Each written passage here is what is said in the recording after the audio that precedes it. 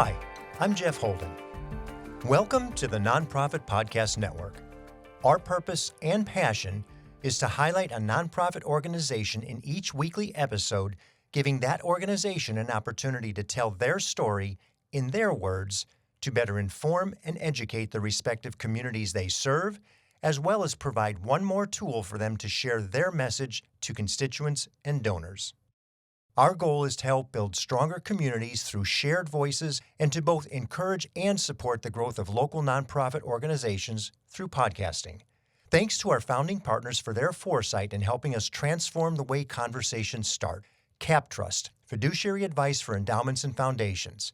Runyon Saltzman Incorporated, RSE, marketing, advertising, and public relations creating integrated communications committed to improving lives. And Western Health Advantage, a full-service healthcare plan for individuals, employer groups, and families.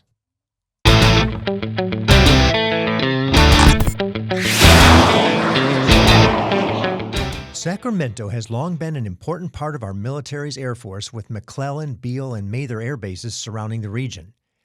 It only makes sense that we would be home to one of the top air shows in the country, like the number 3 air show in the country for size, complexity, elaborate hospitality, creative performance choreography, and the fact that it's so much more than just an air show. It's a year-round mission that is engaged in making an impact well beyond what we see in the skies every summer. And if that was all it was, man, is that impressive. But that's just the beginning. That's what we see. We're going to learn so much more about what else it is that gives the air show so much weight, so much value, so much presence in our region, as I speak with the executive director for over 16 years, Darcy Brewer, a pilot herself. Darcy Brewer, welcome to the Nonprofit Podcast Network. Thank you so much for having me. I am thrilled to have you in studio because this is a conversation I've been wanting to have for quite some time. The California Capitol Air Show has now been around for about 19 years. It has. Of that 19, 16 of them have been led by you. Tell us how this all just came to be. You've got a wealth of information about not only the air show itself, but the history of how it came to be in our community. Well, I hope it's never forgotten that the Sacramento region has a long history in both aviation and military service. So at the end of World War I, 1918, Mather Airport, it was called something else at the time, opened up to serve our nation and our region, and the whole community jumped in. I mean, there was no buildings, there was no hard surface runway, but there's a lot of stories and a lot of connections and a lot of community involvement for such a massive military facility at the time that lived to serve as a military facility for 75 years, closing in 1993. The air show was born to make sure that we kept that history and those stories and all those connections alive as Sacramento County Department of Airports took over the property from the Air Force, and they were celebrating their 10th anniversary of having the responsibility, not yet ownership, not yet full ownership because there was a process. So they thought, well, people miss their air show, and military facilities have open houses every 3 to 5 years when, depending on what the global ops tempo is, right? So a group of people, 7 founding members of this organization, got together and said, the families of this region and the veterans of this region deserve a celebration. Why not do it now when we're celebrating 10 years of operating this airport? So there was a little display show on Mother's Day. I'm pretty sure it rained. And they expected a few thousand people to come out and see some display aircraft. And I remember the director of airports at the time, it was 3 directors ago, and he said, let's plan for this, and let's make sure that we've got the chamber and Visit Sacramento and the city of Rancho Cordova, and all the players that touch the edge of this perimeter space, and let's have a party and honor those who served here and those who were born here and those who flew out of here or wrenched or whatever. and 25,000 people showed up, and they weren't ready for I remember the services and traffic Highway issues. 50 and all of that sort of thing. So, of course, there were far more people involved the next year in 2006 when we had our first flying show. I wasn't around at that time. I was watching from outside of the fence, although I was in aviation. And the board didn't start courting me until 2008. And anyway, it was wonderful. The community responded. Veterans, grandparents, and great grandparents got to show, their grandchildren, what they did during whatever time of service, Korea or Vietnam or World War II or what have you.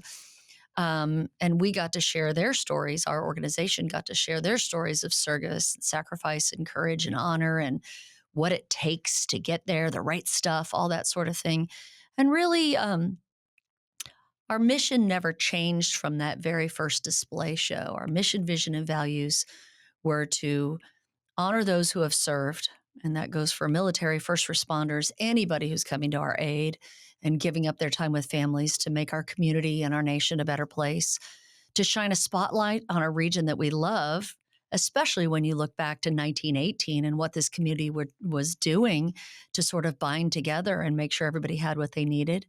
And most of all, we spend our time and our resources on inspiring the next generation. But it's evolved since then. As a display, at that point in time, was it really just the event, done, one and done and over?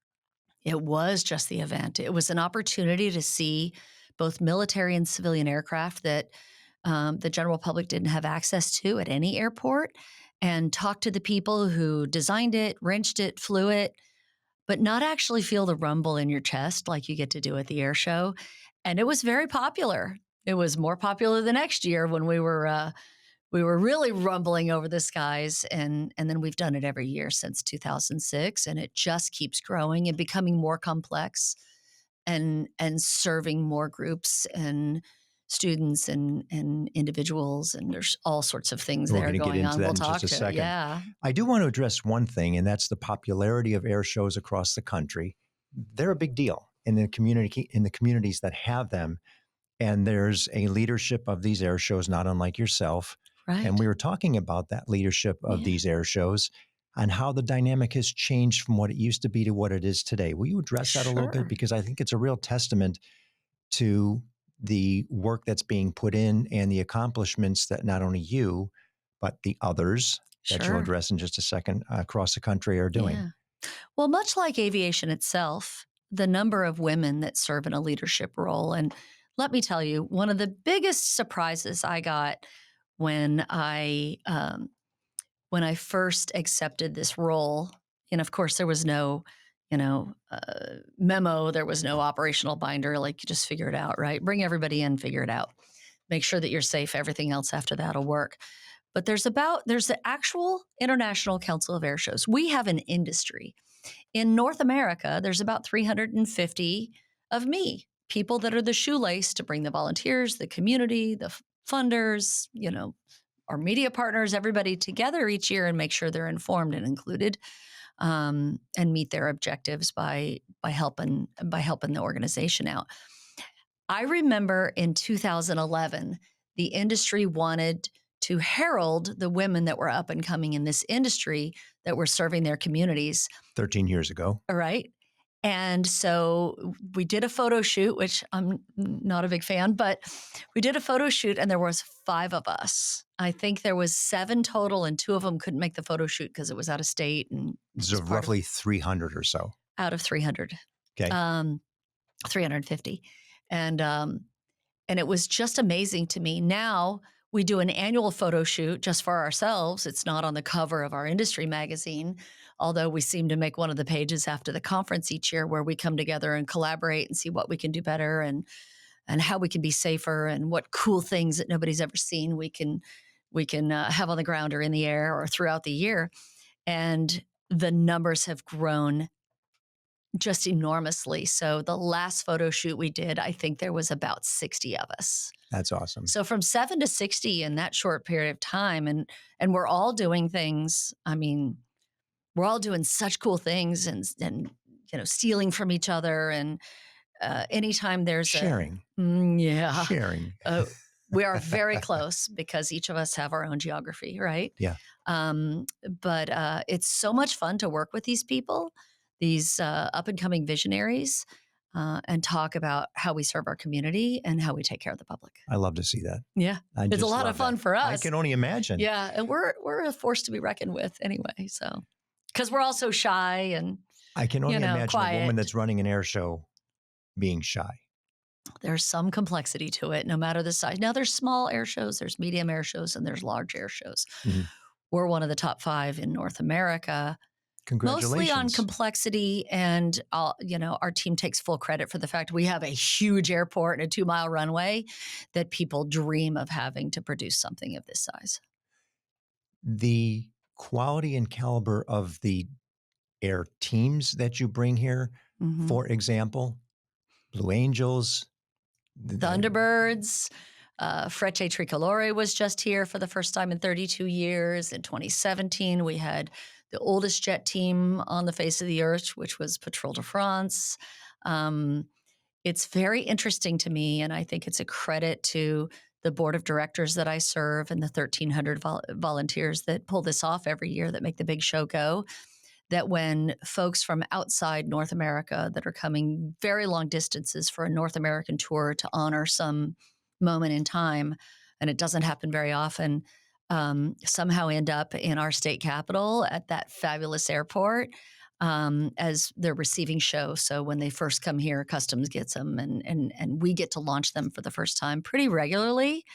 It's quite a feather in our cap, and it meets our customer surveys that often say, please give us something we've never seen before. And we got to do it this year in 2024, and it was a mind-blowing air show. Amazing. It's just amazing. We loved it.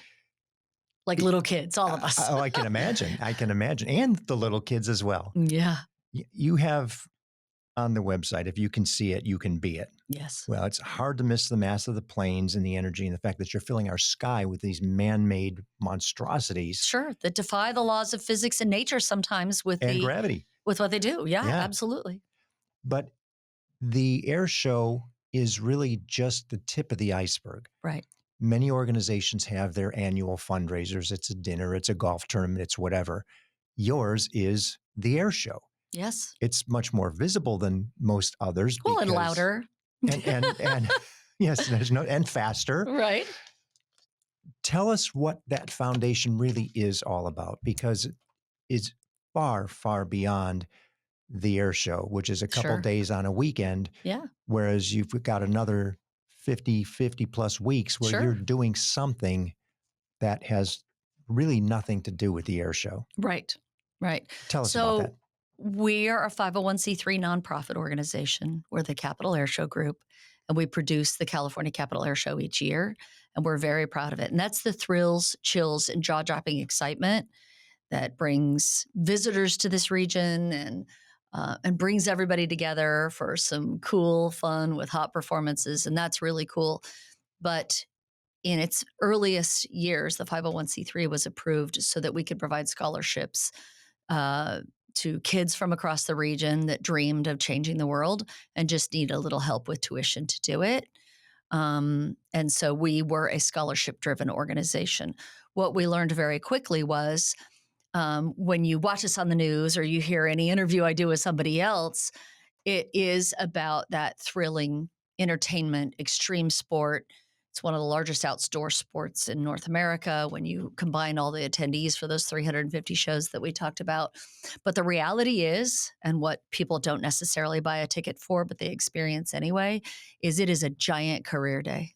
Mm-hmm. So we're 3,000 acres, of which 204 of those acres are exhibitors and interactive activities and all the things that go into a job that might touch on aviation, whether it's helicopters or aircraft or drones or, law enforcement, fire, technology, medevac, all of the things. So what I think the most valuable part of attending the show is, especially when you bring, a family out, is the kids get to walk around and they're excited by the noise and the color and the fact that there's, stay out of jet engines, but other than that, there's no rules. Like you can run and scream and just really have a wonderful day in the sun.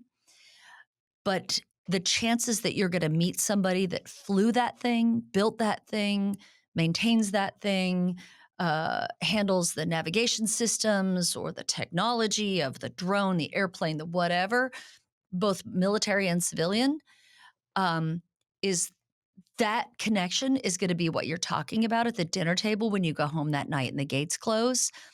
And initially, our intention was, let's make sure that these folks know how to feed the what's next. Make sure that the Boy Scouts and Civil Air Patrol and Sea Cadets and the Girl Scouts and the robotics team and all the things, whether you're in kindergarten or you're getting ready to graduate from high school, that you can find a what's next out there and continue whatever you were passionate about on that Saturday or Sunday afternoon. And that's what we're all about, but we carry it through the entire year. And that's not only let's say the student or the child who's now exposed to something maybe they have never seen before, maybe very likely they've never seen it before. A plane in the sky, but the reality that I can actually touch, feel, and get a really tactical experience there of so many different things. Sure. And another part of that is the entire STEM process. Right. Science, technology, and sure. What's the science, engineering, technology, and math. Engineering, math. Which is all totally there. Aviation, aerospace, and related fields that design and innovate. I mean, if you look, and when we talk about youth programs, I could tell you, when you look at the careers and the education or the trade training, the vocational training that's behind making all of that happen, it's fascinating. All the amazing jobs just to run an airport or run an airline or be part of a squadron in the military or law enforcement or fire. When these kids come out and they see our media partners with their big drones, and that's an efficiency, right? Or they see the electric vertical takeoff and landing vehicles that are already certified and maybe not operational that will become our Uber and Lyft of the future. We are really showcasing the jobs that are going to be available when these kids graduate from high school, if they're in 3rd, 4th, 5th, 6th grade now, because we're talking about urban air mobility, we're talking about innovation, we're talking about sustainability, and really just creating efficiencies for every single person in this region and beyond. And those are the jobs we hope they get. They're rewarding, they're high paying, and there's just so many more of them. And I'll tell you a little bit more about that when we get to our aha moment, our light bulb with our first summer camp this year. I can't wait to talk about that. So as a family, it's a family experience. Sure. So the child... And you can't see it all in one day. No. So you always walk away wanting more. Yay for us, because we'd like them to come back 2 days and year after year, and they do. And the fact that student now is exposed, now has an understanding, gets excited, like you said, talks about it. And their parent or guardian or grandparent was standing there and saw that light go off. Yeah. And our intention is that they're able to nurture that long after the air show gates close. Exactly where I was going to say, not only will that experience live with that family for the day, but throughout. And that student, child, whomever is going to bring it up. The parents are probably equally as amazed at some of the things that they saw, and maybe even more so amazed that their child was engaged. We found something that she really enjoys. Yeah. And yes, let's work it. You have no idea how many conversations I've had with parents in the last 16 years thanking us for getting their teenager off the couch. Love it. And finding something that really excited them, that they never knew existed before they came inside the gates at Mather Airport.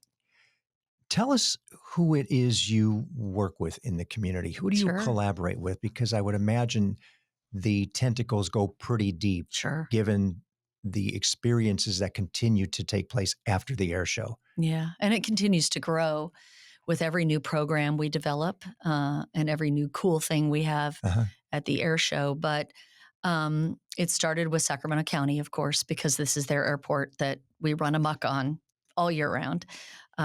So it wouldn't happen without 2 miles of runway and 3,000 acres and a whole bunch of hangars that become classrooms whenever I ask, thanks to the tenants on the field. No problem with a big screen on a hangar. I'm sure you can put anything up on a wall there. Well, and the nice thing is, we just had an event on September 21st, and our RSVPs filled up in a couple of days. And we went, oh my gosh, like we don't want to turn any curious mind away. These are all free programs that we produce. And then we reminded ourselves that each hangar that we borrow is 40,000 square feet. And as long as we just go out to some of our partners and say, hey, we need more hot dogs and some salads and some water, and a couple extra chairs, or a couple thousand extra chairs in the case of last month. It's not that hard to have several thousand people out, and they feel comfortable, and you can bring more assets, and there's running and playing and shrieking and all the things that happen when you're having fun and learning something in an interactive way. So those hangars are very important, and they become classrooms all year round. So Back to the organizations. Partners, That's okay. yeah. So Sacramento County and the city of Rancho Cordova that surrounds that county airport property like a hug are really driving forces in our expansion every year as it relates to families and students. I serve a board of 19 members, I think I mentioned. Those are my bosses. And although they're all volunteers, each of them represent a group or an organization, most of them longstanding in this region, that are committed to what we're doing, our mission, vision, and values. We have about 93 partners that provide the funding or the K-rail or the forklifts or the signage or whatever is required to set up 204 acres of fun and excitement.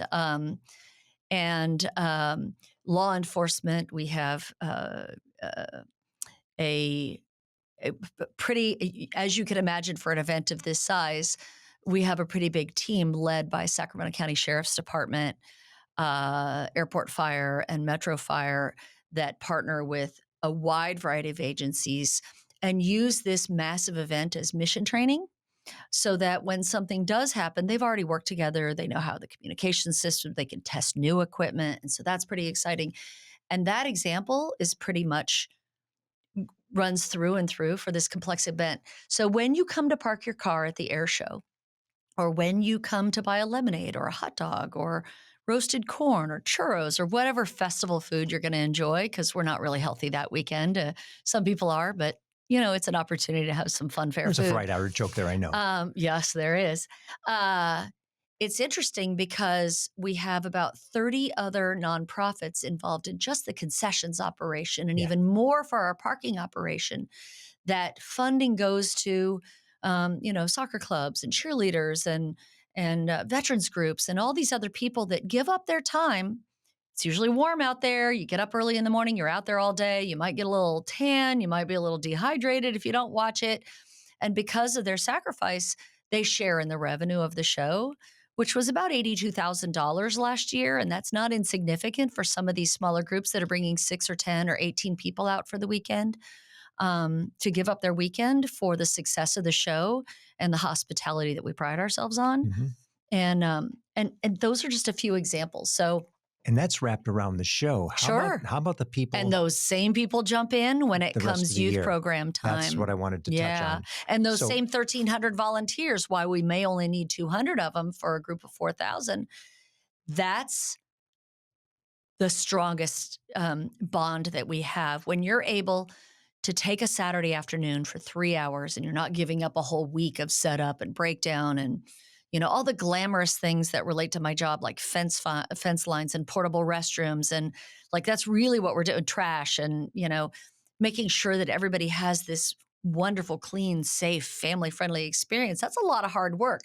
The youth events are more manageable, and you get a chance to sit on the ground with a 10-year-old and hear their hopes and dreams and questions. And that's what brings people back to the air show every year, because they know that it's a wonderful event. And we get international attention here in Sacramento for our air show. But what we do the rest of the year will blow your mind and sometimes make you cry. Organizations like you're dealing with foster kids. We do. Schools. Rattle off some of the beneficiaries of the rest of the year. We work very closely with the Sacramento County Office of Education because they're in an adjoining parking lot. So we get a lot of guidance for needs and scheduling for our youth programs. We've worked with Target Excellence and the Girl Scout STEM Center and Roberts Family Development Center and Cottage Housing. And literally the lists go on, hundreds and hundreds of people on that list. But what we find is we'll pick a topic and we'll pick an age group, and then we send it out to our partners and it fills up within a day. People can learn more about the types of programs we do, and whether it's, elementary, junior high, high school, all the K through 12 topics that we come up with. And they can, the most special thing about it is they're really fun and they're all free. Because of our sponsors and our supporters, all of our youth programs are free. In fact, at the air show, which is this giant career day, but that's not what they think. They want the Top Gun experience, and that's why they come in the gates. Education is the byproduct of your day with us. But even thanks to our supporters, we've evolved to a point where I won't say that children are free at the air show, because we're not the shopping mall, so you can't just drop off your kids around a lot of jet engines. We want you to be there and see the impact on their face by spending the day with us. But I can tell you that thanks to the supporters in this community and their generosity, they've gotten us to a point where if you buy an adult general admission ticket, which is 50% off if you buy it months before the show, if you wait until the week of the show, then you pay your dues, right? But that general admission ticket allows for one adult, free parking, and up to 6 kids age 16 and under, or age 15 and under. So if you don't have a driver's license and can't come yourself, 2 parents can bring 12 kids, your neighbors, your cousins, their friends, and they can all have that same experience together. And we all watch the light bulb go off together. And then there's an adult there to make sure that they keep it going. Well, shoot, when if the you can't events. drive, I'm sure SAC RT will get you there too in some way, shape, or form. Well, we have some challenges because it's about a 1.25 mile walk. We used to do that. And then the show grew and it became a heavier lift, and we weren't able to partner with them. Getting people from Mill Station to the airport is the challenge. But if you bring your bike, we got you, because Saba's out there, another partner, providing bicycle valet so that people can watch their carbon footprint and get a little exercise. Saba being Sacramento Area Bicycle Association. Right. Sorry. Great group.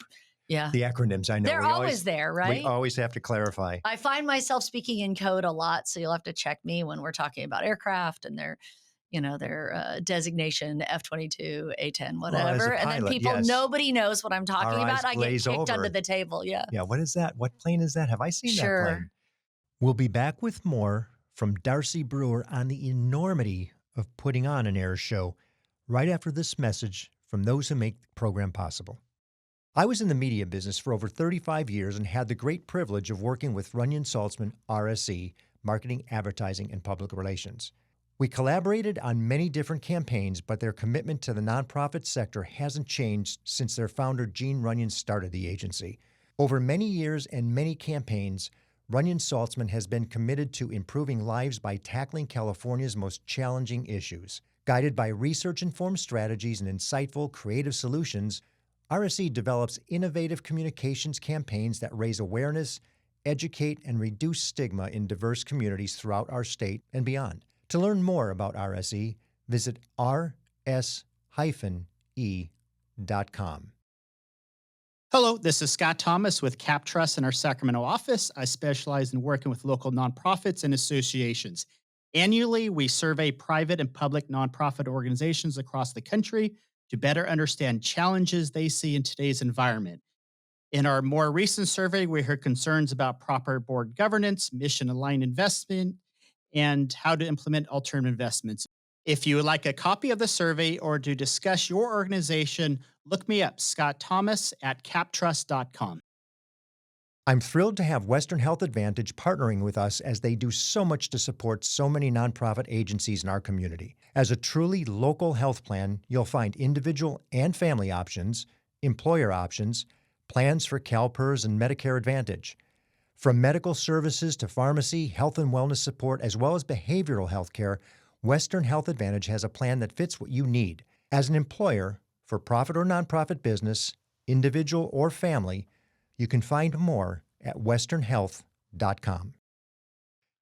That is a ton of work.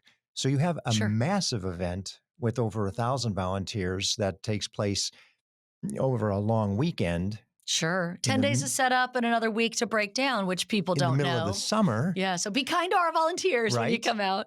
But you have a series of events all year long. Sure. We did about a dozen. Those are in a events. year. When you bring all those students into a hangar, Sure. it's treated with that same amount of effort, and you've got food and setup and Sure. tear down, all that stuff. Speakers and interactive activities and all of that sort of thing. How many people do you do this with? How many people do you employ? Oh, yeah, that's a great question.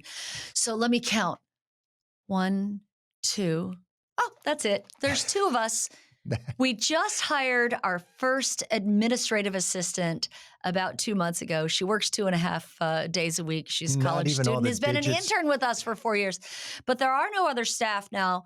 We bring in specialists for the air show each year, but everything else is run by volunteers, and it's a magical thing.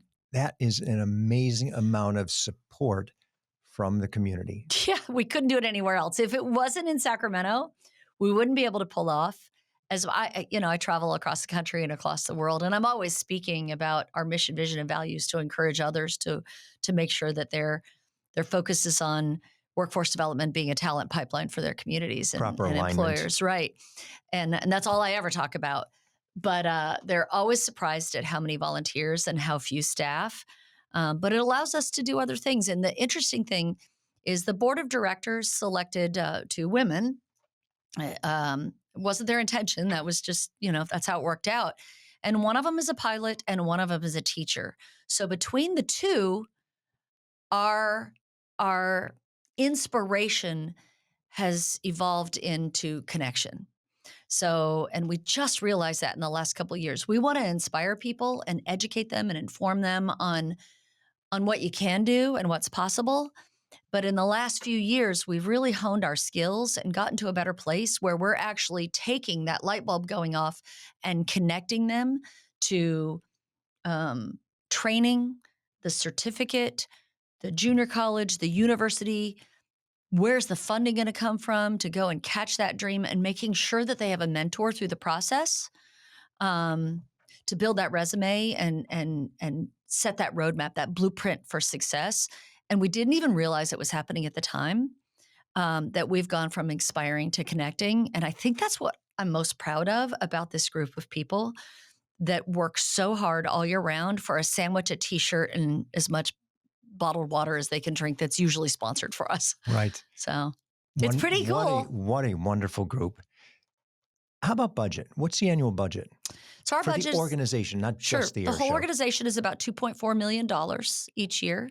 It grows a little bit each year as we add more programming and our show gets bigger and our hospitality gets a little fancier. Because we do try to make the experience different every year.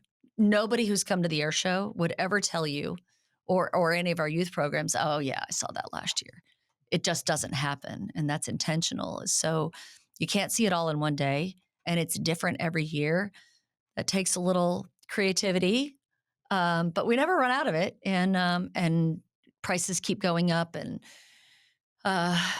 just getting a truck to deliver water now is a little different than it was even 5 years ago. So when I first started this job, our entire annual budget was $520,000. So we've grown a lot, but not really when you look at 16 years. Now to think that it's and we run it on a shoestring, I will tell you. Right. Not the programming itself, whether it's the air show or our youth programs, but every sheet of paper, every pen, every rubber band, and our 207 square feet for our global headquarters, all of that matters. Yeah, that is an incredible accomplishment given the amount of money that you're working with. Where else does money come from besides just the air show itself, the revenue from the air show? That's a great question. So about 2/3 of our revenue comes from those who attend the air show and pay for a ticket. We've tried to make it as affordable as possible because the folks we want inside these gates, with the kids who are wondering what they're going to be when they grow up, make sure that the guest experience is top notch and better than anywhere else that they could go and spend the limited budget that they have. There's also lots of ways of getting free tickets and they can earn them, certainly the kids. But sponsorship throughout the community. And like I said, we have 93 different groups. It's fun to me because I look at that roster And not many of those names have changed in the entire time I've been here, and we haven't always done everything perfectly to take care of them because we're focusing on the attendees and the students, and yet they remain loyal. And sometimes I wonder if it's whether they feel sorry for us in the early years or they just love it. And I think it's that they just love it. It's fun and it's great for their employees to come out and pitch a hand. So they represent about they sort of bridge the gap between that 2/3 of ticket sales. And the other component is we've gotten rid of parking since the pandemic. It just made it easier. It alleviated traffic and it was easier on our volunteers. And we just include it in the ticket price now, although we can park 26,000 cars. So imagine what that day looks like. There is a little bit that our organization yields from concessions. So buy that roasted corn and that artichoke, but a percentage that we share with the groups that help us serve our attendees. So, and all of it seems to come up to at least near break even every year. And, it's cyclical. So we'll plan in 3 years at a time, knowing that we might make bigger investments that first year and maybe see a little more revenue to invest in youth programs and scholarships and mentor and intern programs the second and third year. And that's okay because every projection that we've made, certainly in the last 10 years, the board has been really spot on, both being very conservative and growing the organization to serve our community. Are the sponsors also sponsoring beyond the air show, the events and the activities that take place throughout the year? Okay, so it flows all the way through. They all know where their money is going for sure. Many of them come out depending on the topic and the size and the time of year to either have a panelist or bring a team of employees out for sort of a team building activity to be the volunteers or the table mentors. We're very careful if we have a panel of what future careers might look like. We'll use September 21st as an example to make sure that if we have 100 tables and there's 10 or 12 kids per table, there's also a community leader or someone that represents one of these amazing careers sitting at that table to make sure that the quieter children get their questions answered and everybody contributes and everybody feels like they walk away with something they didn't have when they came in. So the number of volunteers required to pull off something like that for 2,000 kids is, it's significant and they're there for the setup, the event, and the time. So we find that the investment isn't always funding, and that when they roll up their sleeves to see what their future pool of talent looks like, they get just as much out of it as the thrill of the Blue Angels or the delightful chaos of the air show. They walk away from a youth event or sitting on our scholarship panel deciding who gets an easier path to go get the education they want for the dream job. And we find that the rolling up your sleeves part is sometimes more valuable than writing a check. Well, and if we think about it from a recruitment standpoint, the quality of the recruit that you're getting from this process is far greater than somebody who just walks up and says, I want the job with your company because that you don't know, who hasn't been engaged all the way through. Right. So it's just an incredible 360 from just the air show. How about grants? Any grant opportunities? We do get, I would say it's less than about 8% of our annual funding is currently grants. We're working on it. We're learning how to maneuver that area. It's newer to us. But I think that's a great opportunity because our big goal is to double the number of youth programs that we do and double or triple the number of students that can participate in each one of those topics. And in order to do that, it's going to have to come for grants. There's a few community partners that just send me a link once a year because they know there's only 2 of us and there's only so much we can get to. And I don't know how I would get through without them. But there's also, like I was mentioning, just recent things that we've really wanted to do. And because I've been here a while and I'm not that shy, I've been able to call some community partners that I know their missions are aligned and their future employee roster might look something like one of those topics. And I'm like, hey, I need an extra $1,500 or I can't feed lunch to all of these kids. And because of where they're coming from, isn't that something we want to do? And I've never in 16 years gotten a no when, as long as I'm not stalking somebody for something that Right. doesn't benefit everyone, which I try not to do. I can tell you that the companies in this region, even when the economy is a little more challenging, uh, never miss an opportunity to make sure that an extra couple hundred kids can come to something and walk away with a full belly and an inspired mind. And not have to worry about it. Sure. So here's a fun question. Money, no object. Yeah. What if that was the case? What would it look like tomorrow? Sure. If I woke up tomorrow and had the Here, dream Darcy, whatever scenario. you want to do. What's your dream? What would you like to see happen? So my dream is a facility or a classroom that we have full-time access to that we can make available to others. I'm approached, again, thanks to Sacramento County and the Department of Airports and all the county supervisors and the county executive and the deputy county executive and all these many people that you cross paths with pretty regularly. When we want to do something, we find space to do it.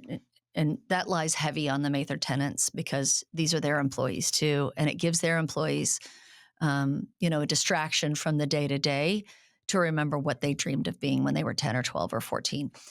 But if we had a facility when the Tuskegee Airmen Youth Aviation Organization needed a meeting space and the Red Tails drone educators needed a meeting space and the Girl Scout STEM Center wanted to come somewhere different and set up something bigger, or the schools or the robotics, First Robotics does this great competition every year. They need a huge footprint. It needs to be covered. And out at the air show, that's not always available because tenting is expensive and concrete blocks and the setup and all that kind of stuff. But if we had a massive classroom that we could use and loan all year round, that would be a dream scenario that is not within our reach at this time. And that could come about a multitude of ways.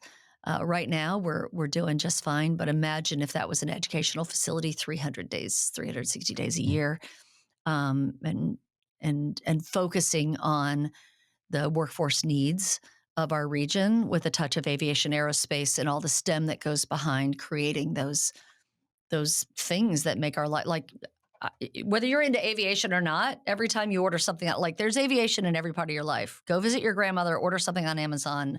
Like aviation plays a role, and it's growing bigger and bigger as innovation creates more efficiencies and those things get certified within our airspace. We'll all be moving around in electric vehicles that aren't touching the ground, and it's already happening. I was just going to say, it may not be bigger and bigger in terms of the mass in the sky, but we're going to have drones delivering everything to our homes. Sure. It's already happening in other countries where they don't have such active airspace. And it's already happening. And, your carbon footprint looks different. Your travel time and, if you're a Bay Area commuter, that's going to look very different. And it's never been sort of explained quite the same way as when we did our first summer camp this year. So that building it would just serve so many more people, so many things differently that you can't do today. Well, and we'd be able to serve our partners that don't have space either. Space is a thing. Space, making sure you have the proper insurance, which is a little easier for us. We would just like more collaborative partners and to be able to serve them better. Right now, we do the best we can with what we've got, both for the programs that we're passionate about and what all of our partners want to do. And I've got a good example for you. But man, if we were permanent long after you and I are both retired and we knew that was going to continue, much like our scholarship program, I would sleep better at night. So back to reality. Sure. What's the greatest need? The greatest need, and we've been focusing on it, and it's funny you mentioned grants because that's getting us a little further along, is so we're scholarships, internships, mentor programs, and the youth programs year round. So while we're working our way slowly but surely towards an endowment for our scholarship program that will live forever and tweaking it to fit the needs of the kids and what they want to do. And we start really young, right out of high school. Where are you going? What are you doing? How can we help? the intern programs, I mean, their resume, when they walk out of our office, like it's nuts.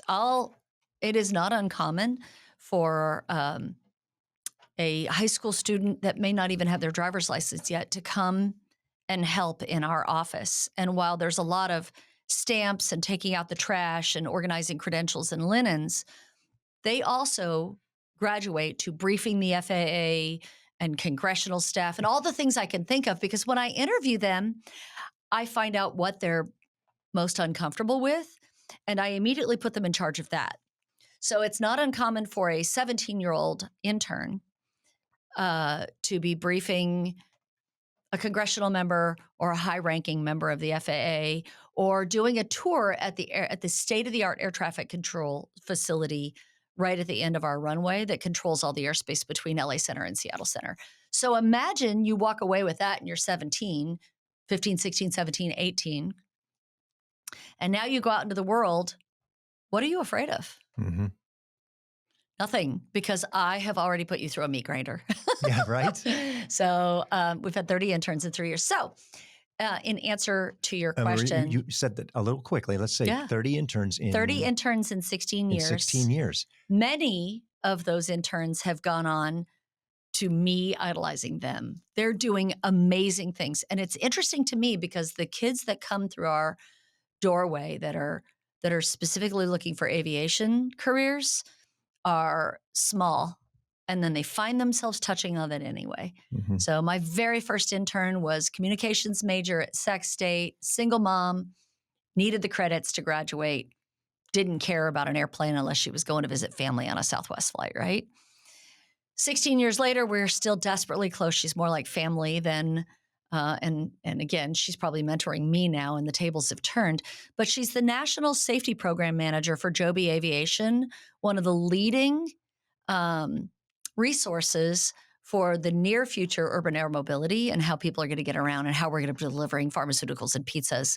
And they're already certified, and they're in Santa Cruz, and she makes twice what I do. And I love her. She's the funniest person I know. But I've gotten many stories like that. And I think when I'm done, and I'm finally taking my final nap, the only thing that will be on my headstone is she loved her interns more than anything, because these people inspire me every day. But the greatest need. So this year, our hopes and dreams were to develop a summer camp that blew everybody away. We weren't able to do it. I got a little extra funding this year, mostly in the form of grants from several community partners. And the Organization of Black Aerospace Professionals came to us. It's a national organization, and they've got sections throughout the country. And they said, we just need a space. We would like to take our camp program to the next level. And I'm like, I got you. So I have a big space for them. It's a 5-day program. And we imprinted their program to the point where on Monday, couple dozen kids show up, full commitment. You can't be late one day. You can't miss a single day, or you're not going to get the whole thing. And what moved me the most was on Monday, when we did the housekeeping and here's what you can expect, and here's your journal for when you're on a bus. And because every time we went to a facility, we encouraged them to be like you and interview people and get the meat out of what did you think you were going to be when you were my age, and how did you get there, and what obstacles did you overcome? And it was all about the careers, right? Learn something, yes. But the critical part to this, and why we want to double what we did this year, next year, and every year moving forward, is I said, okay, guys, you're inside these secure airport gates at Mather Airport. You're in a pilot briefing room for the next 5 days. This is where we're going to start. This is where we're going to end. What jobs do you think are inside these gates? And every hand went up, because those were the kids we picked, right? And it was all sponsored. It was great. And they all said pilot, which I expected. So then they spend time at the air traffic control facility and the tower and wildlife management and medevac people and fire people and law enforcement people. And they did an air-to-air refueling mission at Travis Air Force Base, eating Jersey Mike's sub sandwiches over the Golden Gate Bridge, and they're 13 years old. Pretty darn cool. Their parents and guardians really wanted to be with them. That wasn't possible. But on Friday, after they had had miles and miles and some 10, 12-hour days of their summer camp, I asked them again, and they had taken an introductory flight if they were graduating, and they all did, and had a great lunch and backpacks and all these wonderful things on their graduation day. I asked them, what jobs do you think are inside these gates? And I literally got more than 60 answers from less than 30 kids. That's awesome. That's awesome. That's my metrics, and that's my goal. I want to keep doing these things. I want to expose them to things they never thought about. And I want them to go get these jobs. Sometimes it's breaking a chain. Sometimes it's just beyond their imagination, and they couldn't be it if they didn't see it and meet that person that does it and find out how they can get there. And that's all we want to do at the Capital Air Show Group is have that response like we had on the first graduating day of our first summer camp, which is, their horizons were broadened and their minds were expanded and their imaginations were going wild about what they were going to be when they grew up. And although you and I might still be wondering what we're going to be when we grow up, these kids have a better idea than they did on Monday. Somebody wants to get hold of you. Sure. What's the best way to connect? Send an email, call the office. It's super simple. CaliforniaCapitalAirShow.com, or just, we've been around so long now. If you just put Sacramento Air Show or Capital Air Show or any words that you heard today into your favorite search engine, we're going to pop up, and you can send us a note on the contact page. You can sign up to be a volunteer and be behind the scenes, whether it's in the office, in the hangar for a classroom, or at the air show, and meet some of the hottest pilots and the coolest performers and certainly the neatest people in town that produce this every year. Keep in mind, many of these volunteers have been here longer than I have. Why? Because it's awesome. If you want to spend $25 or a couple $100 and send a kid to summer camp, there's a donate button on our website, but there's only 2 people in the office. You're only going to get Angela or myself. So, and everything we talked about today is what we do every day and what we talk about anywhere we go. And people who want to get involved, whether it's a funding or a volunteer commitment, won't be sorry, and you might not ever leave. So be careful what you ask for. I can't say that I'm disappointed in your energy, your enthusiasm, or your passion for what you're doing. It is incredible. And I can see why these past 16 years have taken this air show to where it is today and the impact it's had in the community. I hope we've given the listener an understanding of what takes place behind the air show. And I'm not talking about the logistics to make it happen, but all the good that takes place that you and all those volunteers, 1,300 plus of them throughout the year, cause to happen to the benefit of our community. Yeah. And how many students you've touched, how many foster children, how many students that were lost, or homes that are challenged in terms of getting a proper education, that maybe you just triggered enough to get that student through school to go on to the next step, to where they actually have an idea of what they're doing. Right. And that would not have happened if we didn't have this air show. Well, and it wouldn't happen without those airplanes. I mean, when those jets fly, everybody listens to what you're saying. And you might not be saying, go fly an F-18. You might be saying, go soar any way that you want to, and we'll help you. Understated, but absolutely needing to be underscored. The significance of what you do is huge in the community. Thank you for doing that. Thank you very much. And the last 16 years have flown by in like an instant. So, yeah. I want to keep going on the puns, but I'm going to stop right there because that was wonderful. Thanks, Darcy. Thank you so much for letting us share what's important to us and what we do out at the airport. Wonderful. Thank you for listening to the Nonprofit Podcast Network. I hope you enjoyed the episode. If what you heard moved you, please reach out to that organization and do what you can to help. If you like and appreciate what we're doing to support local nonprofits, please give us a positive review, subscribe, and share. If you're a nonprofit with an interest in participating in an episode, you can reach me at jeff@hearmenowstudio.com. If you have a need for the services or products our sponsors offer, please reach out to them. CapTrust, fiduciary advice for endowments and foundations, Runyon Saltzman Incorporated, RSE, marketing, advertising, and public relations creating integrated communications committed to improving lives, and Western Health Advantage, a full-service healthcare plan for individuals, employer groups, and families. The Nonprofit Podcast Network is a production of, is recorded at, and edited by Hear Me Now Studio.